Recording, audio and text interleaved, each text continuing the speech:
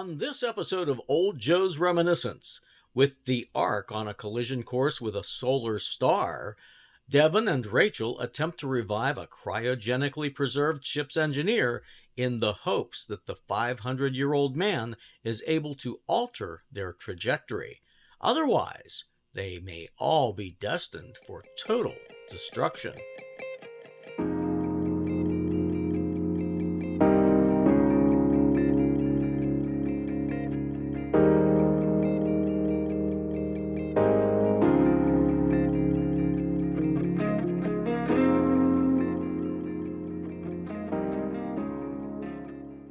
This second episode of the Starlost was videotaped at the CFTO television studios in the Scarborough district of Toronto, and it aired on Canadian television on the 29th of September in 1973.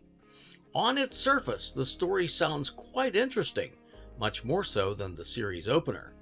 It's the B story that sort of ruins it for me, but it ends well, I guess. I had a few faint memories of watching this one as a 14-year-old, but while I was rewatching it, I realized that I had also forgotten or possibly blocked out quite a bit about the episode too. There will be spoilers ahead, so if you haven't seen the episode, I would grab the DVD set for about $20 in the United States, or you can watch it on the dedicated The Starlost channel on your Roku device, or simply look it up here on YouTube. However you view it, do it now before I ruin it for you as I dive deep in and review episode number 2 of The Starlost, Lazarus from the Mist.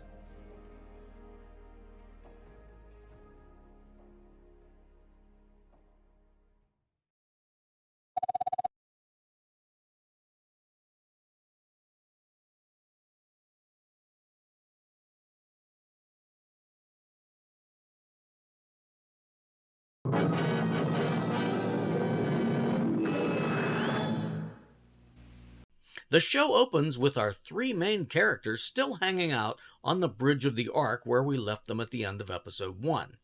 At least they've moved away from the window where they had stood in silence for so very, very long. They pass that astrogation Control E set piece, where I expected to see the dead crew person's skeleton again. I would really like to know what all these things are and how they work.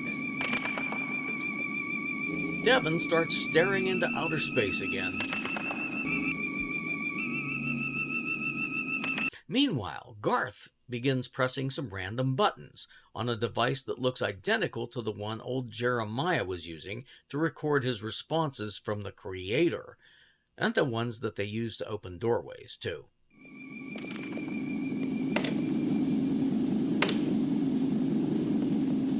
Devon. Wouldn't it have been funny if Garth would have pressed a button and the Ark just started turning? Show's over, calamity avoided. When Garth says, "Look at this," I would have expected that he would have actually seen something that we would have heard to indicate that he had seen something. He presses it again, and Devon, and therefore we, watch that odd computer guy come on the screen. Command Medical Center, Emergency, Medical Center, Level G. Command Medical Center, Emergency, Medical Center, Level G. Garth asks Devon if he knows where to go. He doesn't really, but that doesn't stop Devon. Devon has an uncanny knack to just know what to do or where to go. They roam around in the corridor, and some people cross behind them. That can only be for our benefit because there's no real reason for them to change sides of the hallway. I don't know about you, but if I was roaming around in a strange, dark place, I like to think that I would be looking around. My senses would have been heightened, and I would have noticed something as obvious as people sneaking around behind me. The three eventually turn around, and then more people reveal themselves to us behind our heroes' backs. If this is an ambush, now would be the time to strike. If they're hiding, they're not doing a very good job of it. Garth is the first to sense the interlopers, and by then it's too late.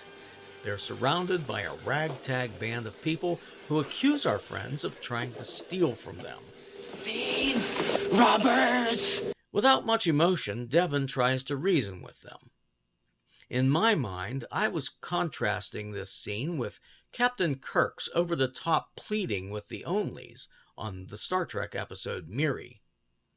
It hasn't escaped me that you can't spell delay without dull. Our trio is told that they are entering a forbidden place, a dome of the dead. They chase Devon and Rachel while Garth threatens to shoot them with his crossbow. Get back or shoot! When he does fire the thing, something starts smoking nearby.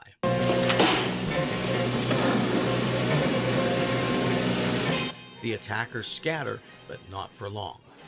Devon, open the door! Quickly, open the door!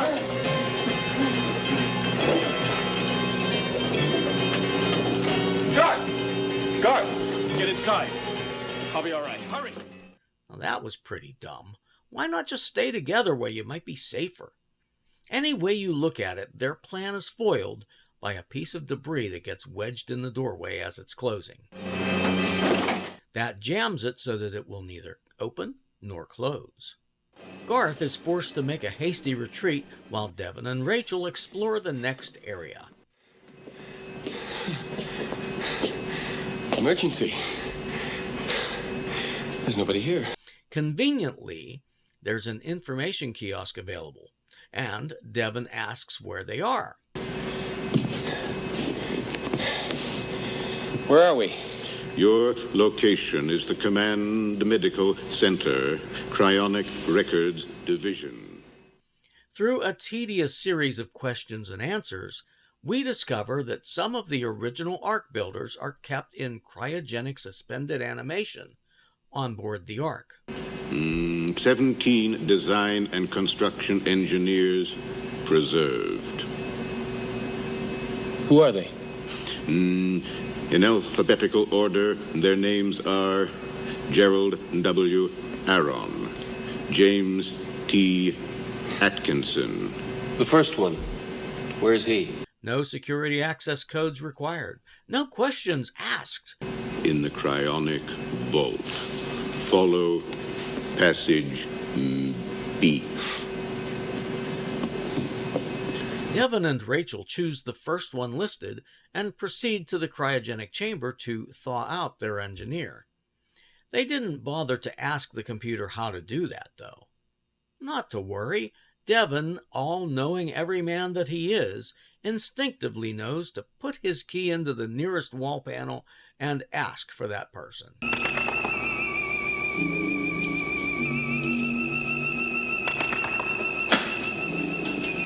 We want Dr. Aaron. Now, I doubt that I would have known to do that.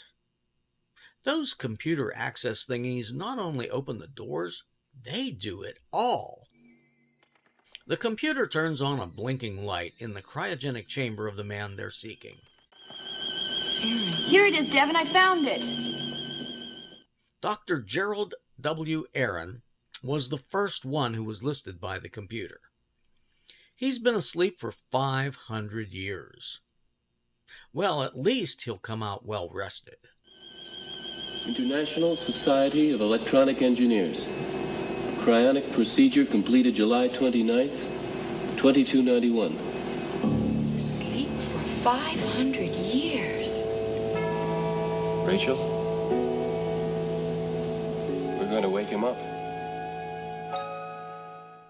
Meanwhile, those folks who've been chasing Garth around have captured him.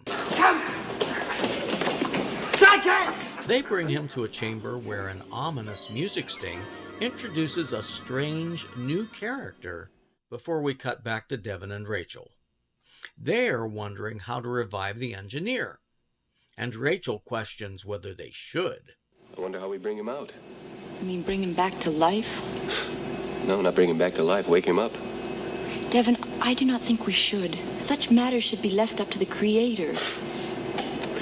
Rachel, you talk as though he were dead. She gives a good argument against bringing him around, but Devon presents an even better and much lengthier case for reviving the man. These people were saved for the future when they would be needed. Well, this is the future, and we need him. Rachel, we've got no choice. There's nobody here to help us. Devon finds a piece of equipment. Rachel, look at this. What is it? PHYMEC, Physician Mechanic Portable Power Unit for Restoration of Conscious Life. Try saying that 3 times fast. Where are you supposed to put it? I don't know. Wait a minute, that looks about the same size.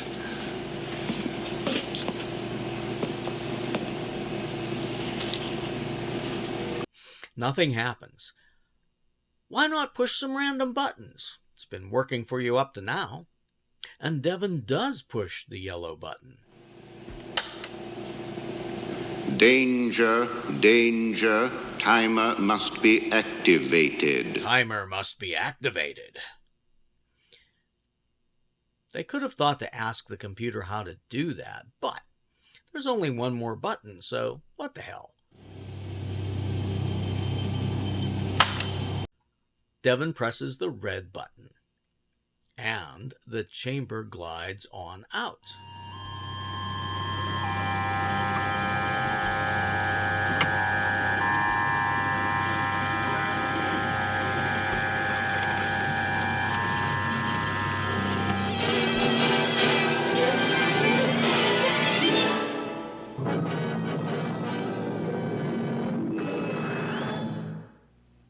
Back in Act 2, Devon and Rachel are still at the cryogenic chamber.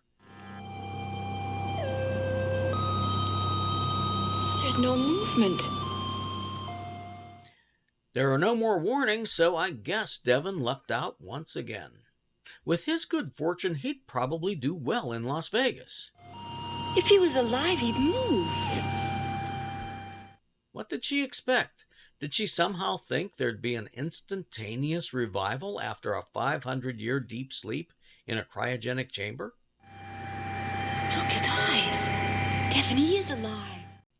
The computer lets them come to a point of near panic before offering any help whatsoever.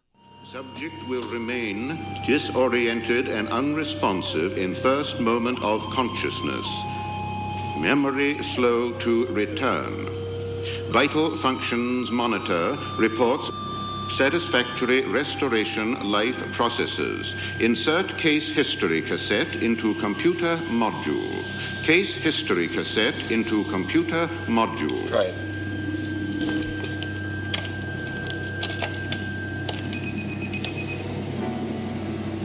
My first reaction was that the red button might accidentally erase the cassette.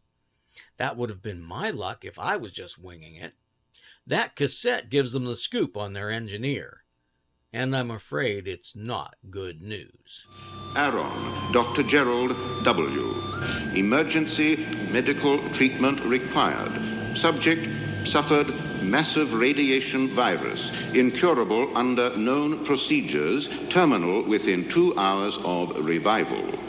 Devon, we've sentenced him to death. He has only 2 hours to live without emergency treatment.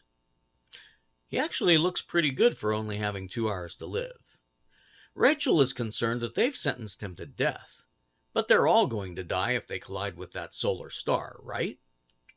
Dr. Gerald W. Aaron is being played by Frank Converse, who I recognize as Will Chandler, one of the 2 over-the-road truckers featured on the 2 seasons of the NBC television series Moving On. Let's see if we can get the computer to bring up his biography, shall we? Can I be of assistance? Yes, show us the biography of actor Frank Converse, please. Frank Converse, born May of 1938, St. Louis, Missouri. Attended Carnegie Institute of Technology, Pittsburgh. Performed roles from Shakespeare, before Broadway debut, 1966. Made film debut, 1967. Aspiring film actor, bad-mouthed television in interviews. Went on to appear dozens of television series. Was a regular in more than one series. Voiced The Few, The Proud, The Marines, at end of Marine Corps ads for many years. Garth is being held by a ragtag mob and a guy who gives me David Bowie vibes.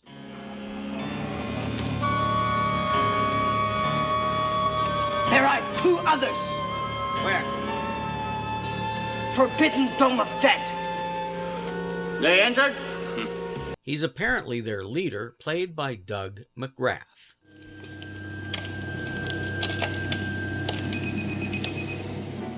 Doug McGrath, born April 13, 1935, is best known for Porky's, Black Christmas, and Pale Rider. One of his secondaries tells the leader that two of the other strangers have entered the Forbidden Dome of Death.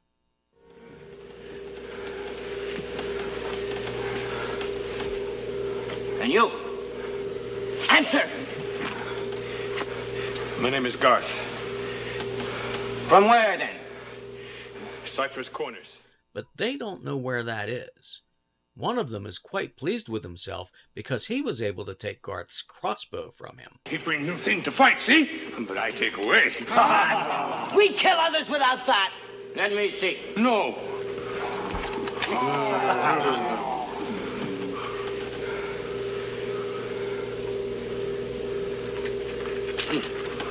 Garth starts describing Cypress Corners. He tells them about its size, that it takes days to walk from one end to the other. Then he has to explain what a day is. He starts talking about all of the food available, like apples. And once again, he has to explain what that is. It is hard and round, sweet, very juicy. We know nothing like sweet, but stories from our fathers. They tell of wheat and other food. But we have nothing like sweet or juicy here. All the time, I'm thinking that he should shut up and be very concerned that this gang might try to overrun his home biosphere. Meanwhile, Dr. Aaron sits up in bed and he gets a little woozy. After all, he's been asleep for 500 years. Be easy, Doctor. Be easy. My legs are all pins and needles. How do you feel? Fine, I can feel my toes again. Where am I? Who are you? My name is Devon. That's Rachel. You're in the cryonic vault. Where are the doctors and the nurses? How come I'm not still in the hospital? Because you were... A voice told us that you were in cryonic suspension. It takes a while for him to remember, but he eventually realizes that he has that incurable disease. Radiation virus.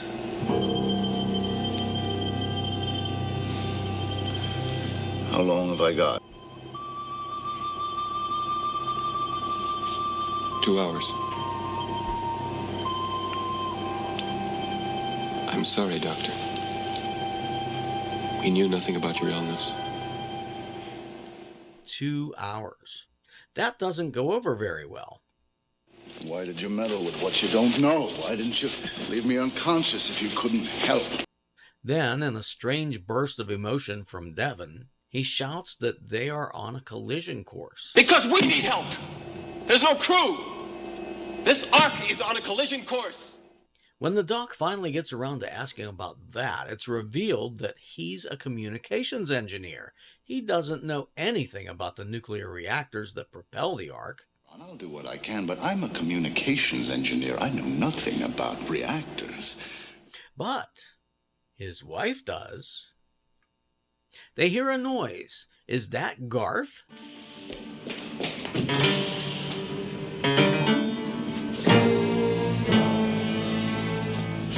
Is it Garth? Garth? Sorry, folks. Garth is a bit tied up at the moment.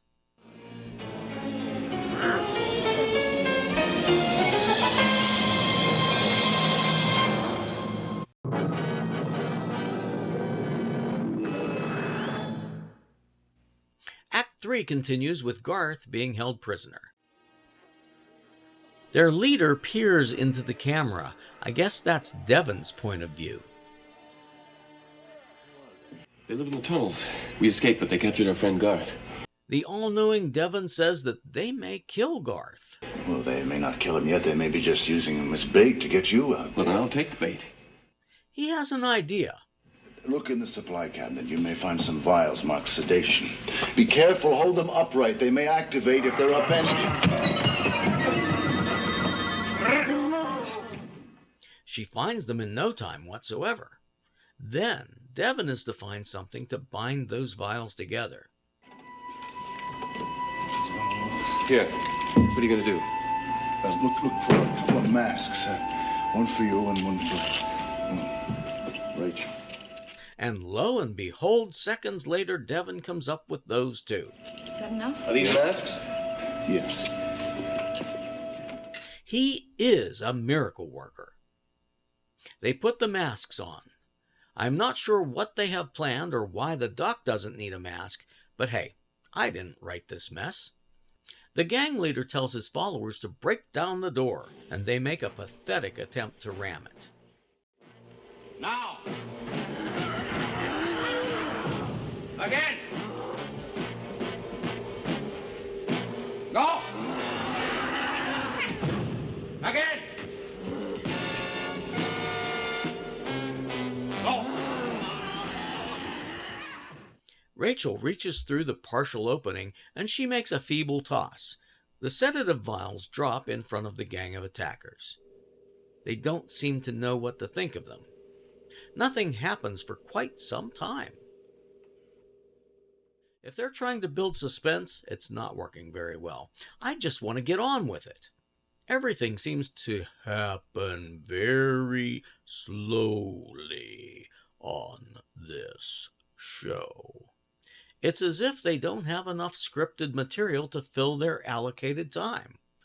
Eventually, the sedative goes off like a flare. The people move back and just stand there. I expected them to fall to the ground, but I guess having them sedated but still standing up and able to walk makes it easier when Devon and Rachel rush out to rescue Garth and capture the gang leader as suggested by Dr. Aaron. Bring in their leader, too. We may be able to use him as a hostage. Hurry. Those vials only last a short time.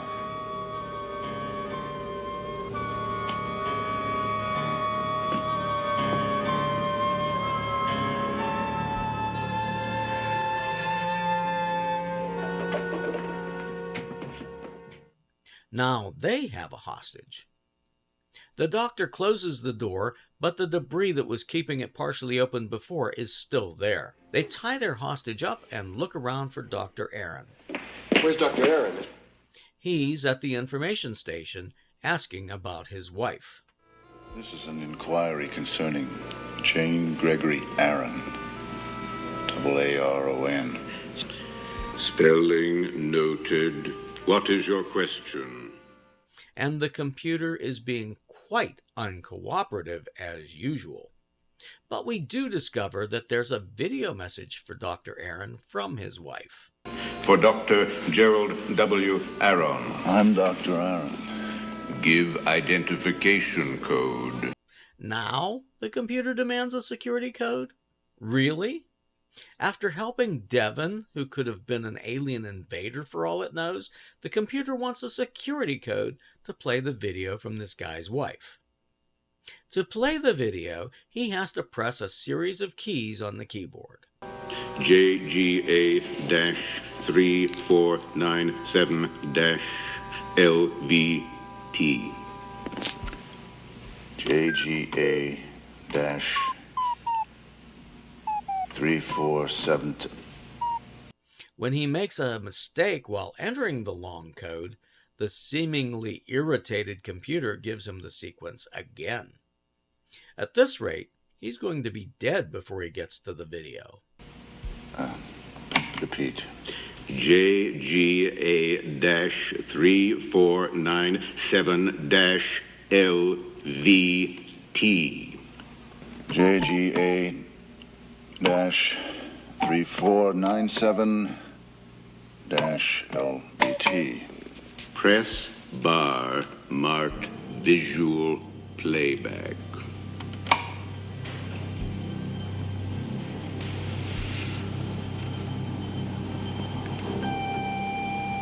Jerry, darling, I asked them to let me tape this.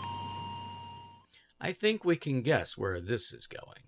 We discover that it's a farewell message from his wife. His wife, Jane, is played by Vivian Reese. They could only preserve one of them into cryogenics, and she chose him, convinced that someday someone will find a solution to the virus and that he will be awakened and cured. If it's a true virus, isn't there a risk that he'll spread it to Devon and Rachel, and in turn to Garth and the rest of the inhabitants of the Ark? But the way this show is written, I wouldn't be surprised if it turns out that Devon himself discovers the cure. Dr. Aaron, don't you think you should be getting back now? The doctor gets more and more weak. He's getting weaker. Garth, help me carry him back to the vault. They decide that he should get back into his cryogenic vault in hopes that there will be a cure someday.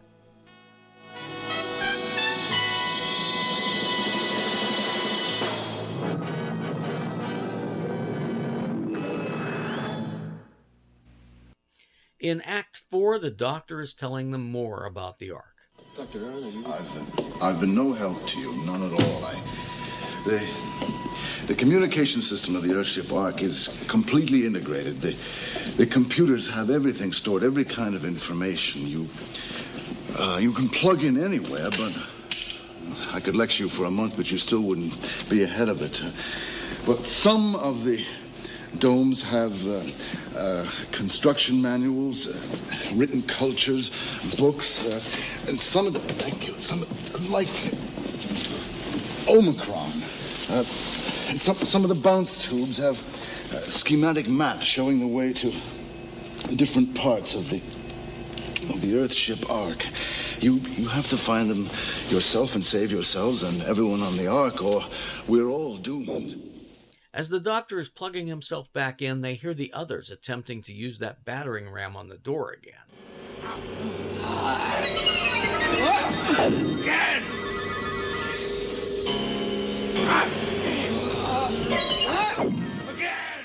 The Doc surmises that they are the descendants of the ship's security team.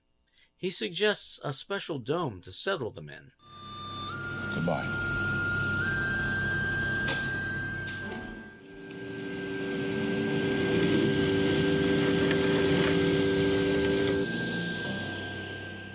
She walks away, leaving the Phymex still attached to the chamber.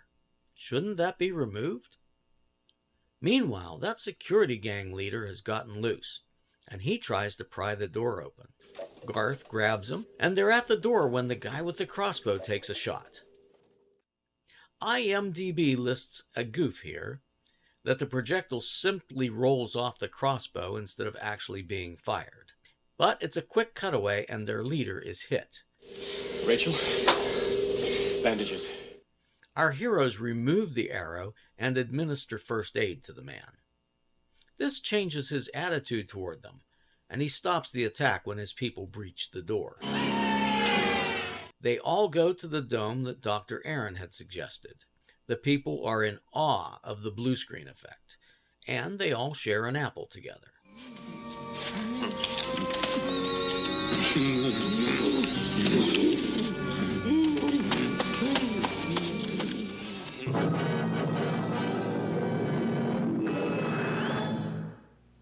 I enjoyed this one much more than the first episode. The episode could have benefited from better special effects and some better acting too, in my opinion, but it wasn't a total disaster. So I guess this means that I'll have to continue watching more episodes of the Starlost. Like, comment, and subscribe below, and I'll see if I can stand to watch more. I'll see you on the next one.